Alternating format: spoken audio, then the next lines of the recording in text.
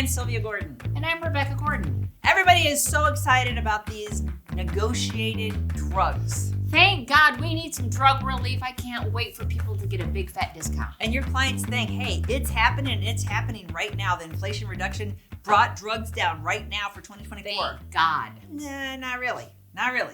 What they did start is they announced the 10 drugs that they are going to negotiate. Step one. We were wondering. Identify the drug. Yeah. What drugs are they going to pick? Like some cheap amoxicillin. What are they going to do?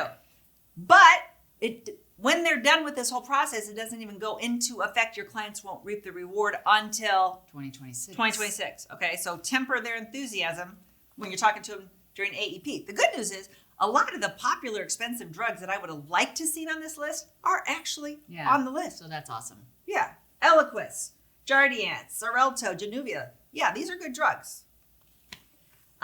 This tells you the drugs like Imbruvica is for a blood cancer. It's not a drug that you're going to be commonly familiar with. I wasn't. Only 22,000 people are on it.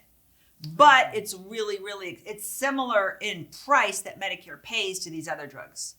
Because I was looking at how do they pick these drugs? It looks like they didn't want to pick too many from one drug maker and really make that good. They spread it around. Looks kind of even. This doesn't have all of them. Johnson & Johnson had 3, but yeah, they kind of spread it around. And so here's the price negotiation timeline, which is, this is interesting. It's annoying. Yeah, so right now they said, these are the 10 drugs.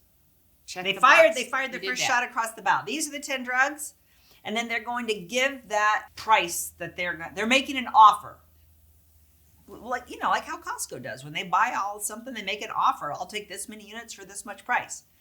Then the companies have to accept the offer. Or counter by March of 2024. So this time next year, negotiation is over.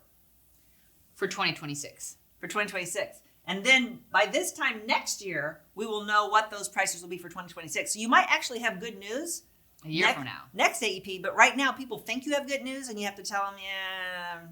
But nothing is easy as it seems, because what are the pharmaceutical companies doing? Ooh, they're not happy. So they're suing. They're not happy being told what they got to do. So there's 5 that have filed federal lawsuits so far. And one just filed in September. Some filed right away in July, the first 3. Yes. They're all going to sue.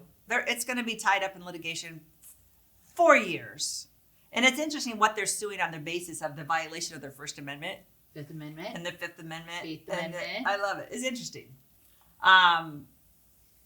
Also, just to go back to what the Inflation Reduction Act does. As we know, for this year, we got rid of that 5% catastrophic. Next year's the big one. Next year's like oh my God, this is a big deal. If they limit everybody's out of pocket to $2,000. That's crazy. How are they going to do it? You just don't have to. You got to just print all the money. I don't know how that's going to work. But then the negotiation starts for the 26, 27, 28, 29, and that's where you can see. First, we only negotiate Part D drugs, then they add in some Part B drugs, and we get it to a total, if it all comes to fruition, of 100 drugs. So, we're at the very tip of the sword. Hope you learned something. Hope it was fascinating. Fascinating. Riveting. Tune in next week.